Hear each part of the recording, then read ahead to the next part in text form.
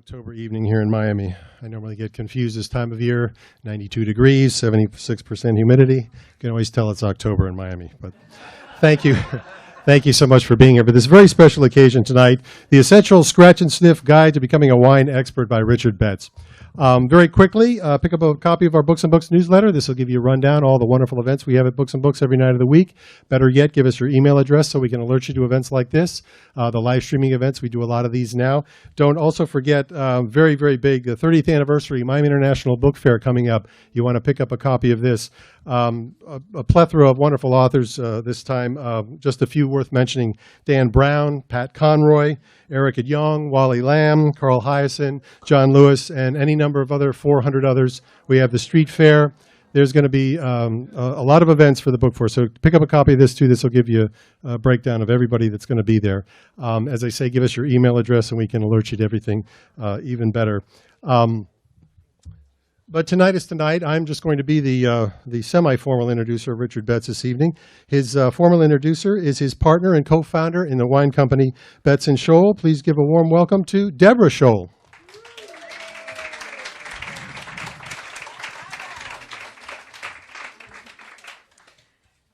So I'm guessing for those of you who know me and Richard, you're probably expecting to have my husband Dennis here introducing Richard tonight, but unfortunately he is flying from Cleveland to Miami in a delayed flight. So I have the honor and privilege of introducing Richard Betts. Dennis and I met Richard many years ago while he was working at Montana Restaurant at the Little Nell Hotel in Aspen, Colorado. Dennis and I were neophytes in the wine world at the time. But Richard made us feel so welcome and comfortable every time we went to discuss wine or drink wine there. And so we got to know Richard very well. And one of the things that we really appreciate about Richard, and he always taught us about wine, is that wine is a grocery and not a luxury. And that's his philosophy always in making wine and selling wine and whatever he does. So let me tell you a few little things about Richard. Richard is one of fewer than 200 master sommeliers in the world. He founded a wine company called Betts and Scholl with my husband Dennis. Besides wine, he makes Sombra, a mezcal, and Astral, a tequila. He's currently making a great Bordeaux called Saint Glen. I'm probably mispronouncing it, which is French for when pigs fly. And sticking to this philosophy about wine as a grocery, he only charges $35 for a Bordeaux wine. He's also making My Essential, which is the label, which is a lot of the wine that you're drinking now, and it's a label to me that looks like a nail polish palette. So I'm glad to have been a frequent diner at the Little Nell many years ago. I found a great friend and business partner. Please welcome Richard Betts.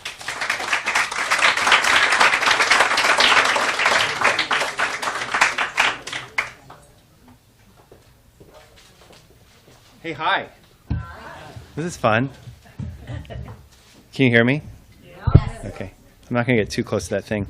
I'm super excited to be in Miami. I'm super excited that all of you are here. This is really an honor. Almost 5 years ago, we dreamt this up, and there was some wine involved, and there were some other things involved. It was the middle of the night on a ski trip in northern Canada, and it's such a thrill to see it come to life and to have all of you here to listen to me yammer on about it. So we're going to talk a little bit about the book, but I also, at the outset, want to encourage you to ask lots of questions, okay? Heckle, throw things. I'm fine with all that. But let's get into it. So, Deborah, thank you for the amazing introduction, wherever you escaped to. And hi. And thanks to Books and Books for having me here. It's very special. So, I'm Richard, and everything Deborah said is true, most of it anyways. And I think I was a pretty good business partner, but certainly a better friend. And so yeah, I'm honored. This is the Scratch and Sniff Guide. I expect you all to leave with 20 copies. Can we get that straight at the outset, right? You're not laughing. You already have your 20? Okay, perfect. Michael? Yes, sir. Okay, good. And so, real quick, though, why are you drinking beer? I drink lots of beer. Hey, cheers. Thank you, Jackie. I drink probably more beer than wine, actually. Psalms do that. It's about refreshment value, you know? I think that's the key. So that ski trip, 4.5 years ago, I was in the northern Canadian Rockies with some friends and having a really fun time jumping, out of these little flying machines onto these peaks. And the skiing's really fun, but the nightlife's perhaps even more fun. And I was up with one friend in particular, a guy named Chris Sacca, who's figured prominently in my life. He's as good a friend as I could hope for. And, the crowd sort of thinned over the course of the night. And maybe it was 2 a.m., 3 a.m., and we just kept pushing on and laughing about really just, wine and the canon of wine and wine literature, which is really mostly big, thick tomes and lots of maps. And you pick up the book and like, wow, that's cool. I want to own that. And you take it home and then, it's time for a garage sale. And you're just like, you never cracked the spine. And even if you did, maybe you cracked it once, you're like, wow, God, that's an awful lot to bear. And to geeks like me, those books had a purpose and had a time, and I like those books. But I don't think that they're for a very wide audience. And I'm not knocking them. I'm just talking about what they are. And when I was going through the Master Sommelier program, they were very, very helpful. And once I got done with the Master Sommelier program, I shipped them all to Carla, and just emptied my life of these books, which was great, and it made a lot of sense to me. So when I was sitting up with Chris, we were like, how do we take this approach and this? We have so much fun with this, and you walk me through all these great tastings, says Chris. He's like, how do we scale you? It's like, that's a really good idea. And we thought about, do we do some sort of something on the web? Do we make an app? And we were talking about the books, and in this point we've got a real head of steam, and out falls this idea of, how about a scratch and sniff wine book? And as soon as it hits the table, we both look at it and like, that's actually a really good idea. Or at least we thought so. So I got cracking and started writing the book, and then the book part was easy. Figuring out how to who still makes those super strawberry scratch and sniff stickers and all the things of our youth. Who does that? That's hard. But it turns out someone in Ohio does it and someone in China does it, and between the two of them, we got it done. And so here it is. Essentially, let's walk through it a little bit. I have this ism, as was spoken about, that wine is a grocery and not a luxury. And that's, if you can leave with anything tonight, I hope that you leave with that idea and that you put it in your pocket and you keep it as your own. And what I mean by that is that it belongs on your table all the time. I was weaned on Chianti, like really crappy Chianti, living in Italy 20-some years ago. And it mattered. It mattered a lot because the table at lunch and the table at dinner was never set until there was wine upon it, right? And you may have poured it out of a pitcher into a tumbler, but it was the thing that just brought the whole meal together. Brought the friends together, the family together, the food together. And in Italy, one of the cool things is every 100 kilometers, the dialect changes and the foods change and the wines change, but they all go together and they're always on the table together. And I didn't articulate this for myself until I left, but when I got home back to America, I was like, it's there that they really regard this stuff as a grocery. It's not just like me when I get together $10 on a Friday night and I can go get a bottle of wine. It's like they figured out how to do this on a daily basis and twice a day and well into the night. And I really liked that idea. And I had never enjoyed my life more than when I was living there. And Italy's a beautiful place and lots of good things about it. But I think the wine was integral to that enjoyment.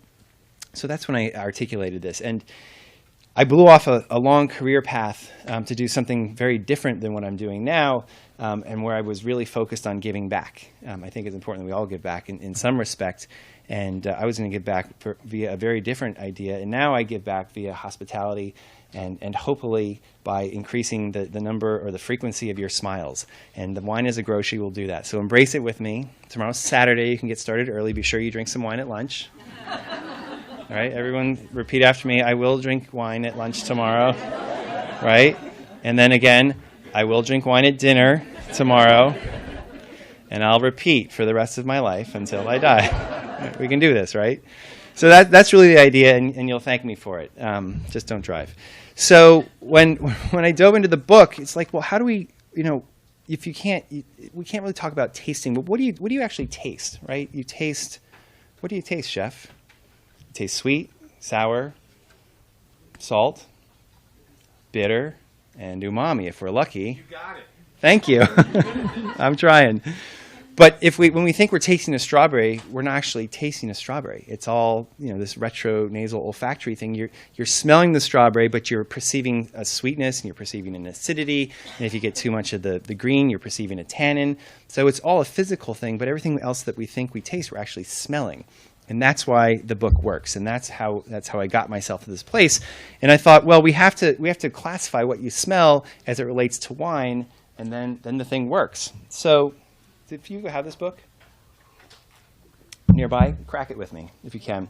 We broke it down into my nose, which is big, a grocery bag, which is what you're supposed to do, and that's you, of course, in the mirror. Can you see yourselves for the web audience? I stole that straight out of Pat the Bunny, by the way.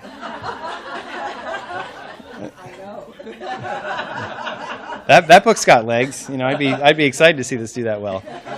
And then there are these things. When you work through it, every time you see one of these little hands, you're actually gonna scratch and sniff this thing, which is pretty cool. And is this gonna be the most realistic pear ever? No, it's not. It's not at all. But it's gonna smell like a pear Jelly Belly, and it's gonna remind you of something you already know. And that's the key. This is the key, that these things just remind you of things you already know. It's a vocabulary you already have. And to me, that's the most important point, because it starts to knock wine off the pedestal and make it inclusive as opposed to exclusive. I can get up here and wax on about all these, silly wine terms and sound really impressive, but at the end of the night, you go home and you didn't learn anything, right? Unless you're going to dive into the same depth, and that takes time and is probably not what all of us have time to do in our lives, and it's not inclusive, right? So the idea is that through this book, you start to relate these what you smell in wine to things you already know, and we do it in 3 parts. The first part is fruit, right? So let's start with fruit. Ultimately, my contention is that you can look at all red wines and break them down. And they may have some red fruit and some black fruits, but grapes tend to have a preponderance of more of one than another, right? So Syrah, I would say, has more black fruit, blackberry, blueberry, these sorts of things. Pinot Noir tends to have more red fruits, red cherries, not black cherries, red cherries, strawberries, raspberries, these sorts of things. So we start to break it down. In white wines, we can actually take a look at, you can break it down. There's the red and black. Here's Deborah's nail polish. Maybe there's a business in there somewhere.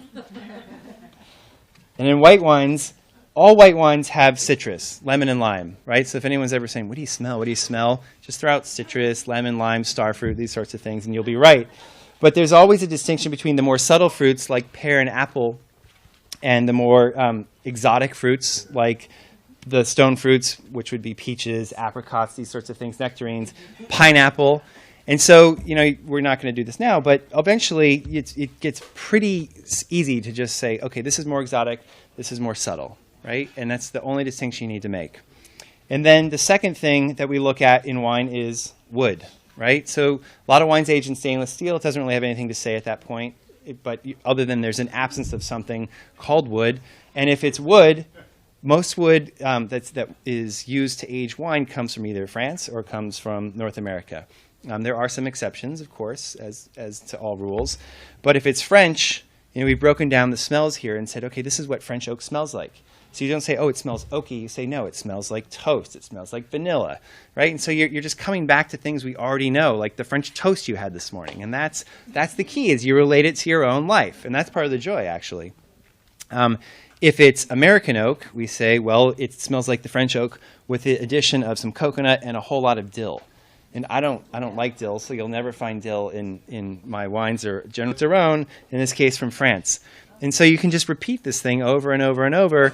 So every time any of you decide you're going to drink wine, I'm going to expect you to start with this map. And make sure you get it exactly right, and you can send thank you notes to me at myessentialwine.com. And that's how it works. And that's what I do.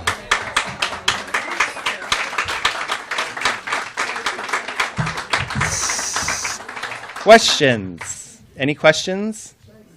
Yes. Process. Oh. You're on the internet. I'm on the. I love that. I promise. How long did it take you from start to finish to become a master sommelier? Oh yeah, that's a good question. So, how long did it take me from start to finish to become a master sommelier? It took. I don't know. That's a good question. It took more pain than time. I tend to be myopic. When I took the first exam, back when I took it, there were 3 levels. Now we've added a 4th because people were getting creamed at the 2nd level. So that was smart. But I was working in a kitchen, and I wanted to learn to cook before I did wine. And so I got a job cooking. I flipped eggs at the outset, and then I worked my way up through a couple of restaurants. And had the occasion to take the first exam, the Court of Master Sommeliers, in 1997, which was at Windows in the World. And I went there and sat for 2 days. And actually, the very first day, one of the guys was late. His name's Michael McNeil. He's now a peer. And I'll never forget, I didn't know he was Master Sommelier at the time. And they'd just given us the first wine to blind taste. And that's where you have to say, who made it, when did they make it, where was it made, what's it made from, how did they do this whole thing. And they gave us actually 2 wines, and everyone's like really afraid, and they walked us through them, and then they're like, okay, up to you guys, and we're going to choose one of you, and everyone's just like, not me, I'm not here. And they threw it out there, and this guy in the back was like, I'll take it. And it was Michael McNeil. None of us knew who he was at the time, but he stood up and just like nailed the wine, and it was really impressive. It was really impressive, but more than impressive, it was him doing exactly what I just taught you guys to do with this thing. It's breaking it down to fruit, earth, and wood, and then with that, you do a deductive process, which is sort of the wheel in reverse, and you can understand the whole world of wine. It was really impressive to me. So I was hooked. That's a long way of saying I came back and had one more chef I really wanted to work for, and his name's Janos Wilder in Tucson, Arizona. I went to him, and he said, sure, you can audition for the kitchen. I auditioned for a week, and he knew that I was sort of this volunteer sommelier from the kitchen at the last place while I was cooking. The waiters would run by and say, hey, man, I just sold this. What should I pair with it? And that sort of thing. They could go out there and sell all kinds of crazy stuff. And if it didn't work, they could blame the guy in the kitchen. That's how that functioned. So anyways, I worked, I auditioned for Janos. And at the end of the week, he said, well, you can cook or you can be my first sommelier. And I was like, I'll take that job. And he was just moving the restaurant, gave me a 10,000 bottle cellar to fill from scratch. And I'm grateful to him for it, because that's very seldom anyone's first wine job. And he was really rigorous with me and taught me a ton. But that was the moment when it all like clicked. And so I was there for 2 years, and then I got the best wine job in the world, which was the sommelier position at the Little Nell in Aspen. And it's the best wine job in the world for a lot of reasons. 1 year in Aspen. 2, it's seasonal. So spring and fall, you basically get to do whatever you want to do in the rest of the world because you don't have to be there. And 3 is everyone's there to party. I mean, sure, a lot of you guys have been there, right? Yes. So you're in Miami, you do your daily job, and it might have been a bad day, and you go home or you go to a restaurant, and you're probably grumpy to the wine guy, me, and I don't like you anymore, and that's all right. When you're in Aspen, you skied and you played, and you come into dinner, and you're just ready to get after it, and I'm here to help. And so it was an amazing environment for a young wine guy, and so I hopped right in, and I took the next exam, which was the advanced exam. I started studying for it. I had an amazing mentor in Jay Fletcher, and it's a 3-part exam. There's a tasting, a service, and a theory portion. And I aced the theory and the service, and they told me I failed the tasting. I didn't believe them. So I had to wait another, I guess it was 11 months to take it again. And I didn't miss a day of studying. I suffer from myopia. When I want something, I think I don't suffer from it at all. I enjoy it. So I studied every single day, didn't ski a single day. And granted, I didn't have to be at work till 3. I skied for free. My office was on the mountain. But I chased it. And so 11 months later, I took it and crushed it. And I'm proud of that. And then kept studying, did not miss a day. And 10 months later, took the master's exam and was the lucky guy to pass it on the first try. So it's a long answer, isn't it? Yeah. It's been so long, it's like recounting my own history. It's like, did I get that straight or no? Yeah. What else? You first. Some years ago, I saw this Southern cook with overalls cooking on PBS, and older guy, and he sat down with this dish that he just finished, barbecuing, etc., preparing, and he put a bottle of wine down, and then he looked at the camera and said, "What type of wine would you drink with this? The wine you like." So, my question is, what's the easiest way to pair wine with the food that you're prepared? I pair wine and food with a smile. I mean, literally, with your smile. So I don't have any rules other than it should be drink what you like and eat what you like. Really, truly. I do not have any hang-ups about that. I don't make any prescriptions about it other than it should be fun. Because you go to the dentist, or you went as a kid, right? And he said, here's your fluoride. What flavor do you want? You got to choose, right? And you went to lunch today, right? And what did you choose to eat? Right? I mean, you made that decision. And it's the same thing with wine. You should just drink what you like. You should eat what you like and skip all the drama. And again, it just knocks off the pedestal, makes it accessible, makes it fun. And then you're unencumbered, right? You just like, I just want to have that again. You want to drink Kendall Jackson Chardonnay? Get after it. If it makes you happy and the world needs more happiness, then you're doing us all a good thing. You had a question? Yeah.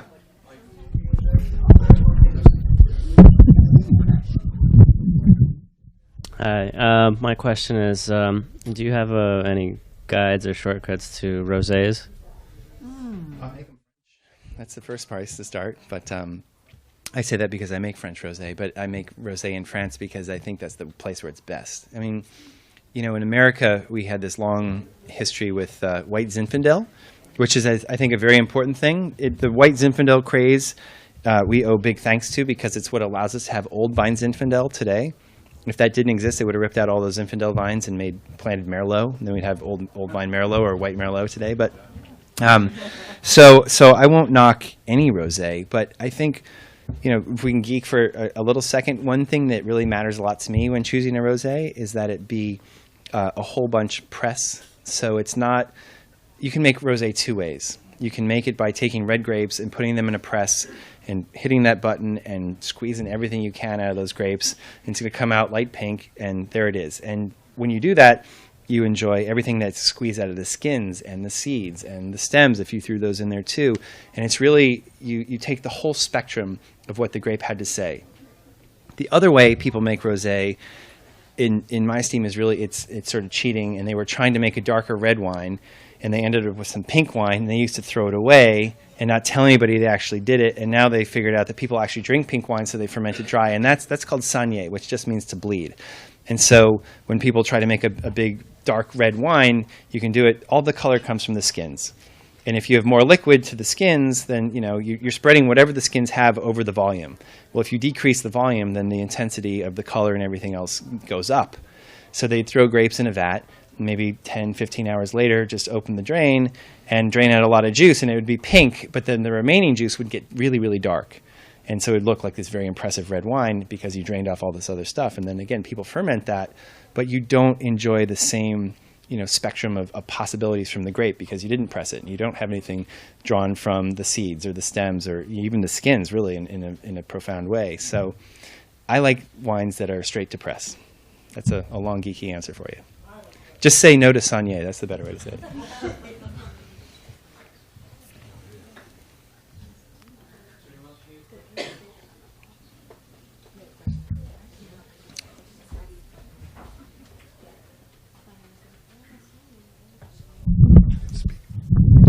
I was wondering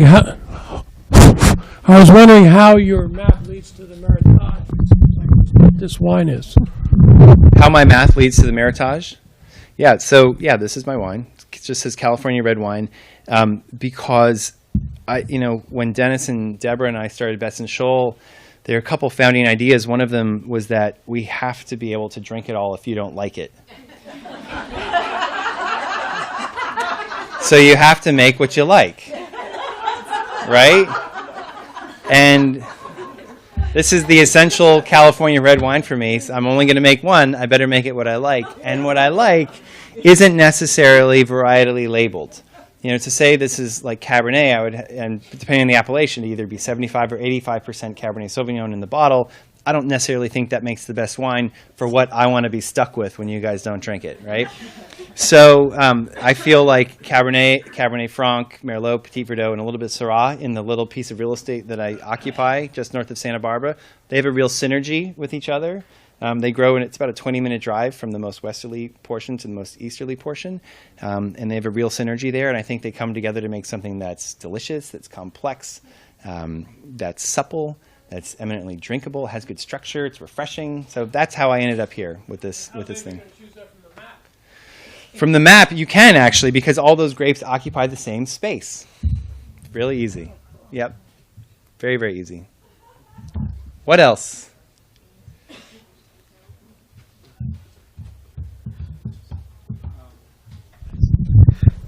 comment on so-called cold press wines. What's your take on that?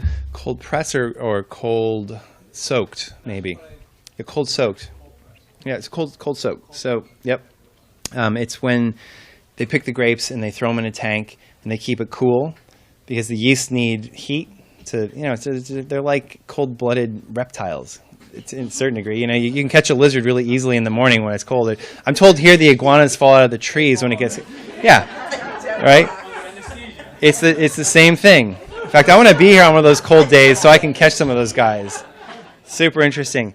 So the yeast are the same, and if you want to do a soak, everything is basically in the skins, right? So you want to soak if you want to extract more from those things. But once the ferment starts, the clock is ticking. And if you can delay the ferment, you can extract and maybe expand your clock, if you will. It's not a trick I employ. I think that tends to make things a little extra grapey and strange in a way that I don't appreciate. And, there's lots of ways to do it. But that's what it is. So they're just keeping the yeast at bay over a period of time where they can extract from the skins. Yeah. Other questions? I have one. Yes. The mic, does it matter? Does wine really need to breathe before you drink it? The question is, does wine really need to breathe before you drink it? Well, I'd say the answer is up to you. Just like, really, because the apogee of any wine is intensely personal. So people say, well, how long should it age? It's almost the same question. And it's really up to you. So I like really old wines. I get accused of having a British palate sometimes. But if you really like fruity wines, then you and I should be drinking wines that are quite a ways apart in terms of age. And so in terms of breathing, is it going to change? Yeah, it's going to change over time. But if you like it right away, get after it. And I've heard so many stories of people just like, oh, you know what? I had this amazing bottle before they tasted it. And I decanted it, and I waited 4 hours, and it sucked. And I was like, of course it sucked, because you missed all the fireworks. You're supposed to say, you jerk, you just blew it. But so, I mean, for me, they're living things, and so the joy is to, if you're going to decant it and let it breathe, or even just open it and let it breathe, but drink it over a whole long period of time instead of like waiting for some moment when who knows when that is. It's not like a turkey and the thermometer pops, right? You just have to play with it, which is fun because you get saucier as it goes, and it's Jackie. When you went to go smell the samples for the book, are there any new smells that you encountered that you now apply to your tasting of wine? No, because I really wanted to bring everything back to the most basic things. I mean, you can smell the herb smell in the back and make a judgment as to what you think that really is. That might be, that's something you can play with. But no, I mean, for me, it's really about making it about things we already know, making it inclusive again. Yeah. Yes? Do you think those aerators really work? Yeah, I do. Yeah, it's just a function of getting oxygen in the wine. Anything else? I'm an Aquarian.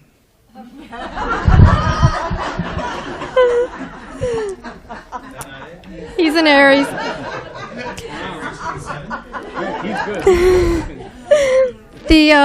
The fruit flavors in the wine, is it actually fruit, or does it just derive from are we just equating it to what we know as fruit?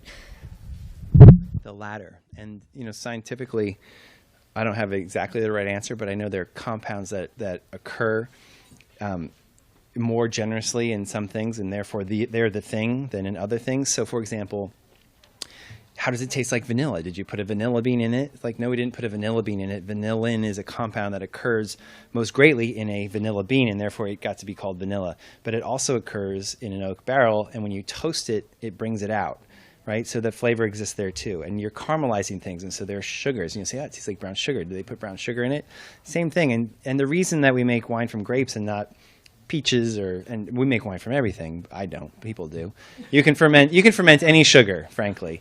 And so we've found over time that it's grapes that actually have the most to say. And then they have the most opportunity to preserve themselves through tannin and acid and sugar.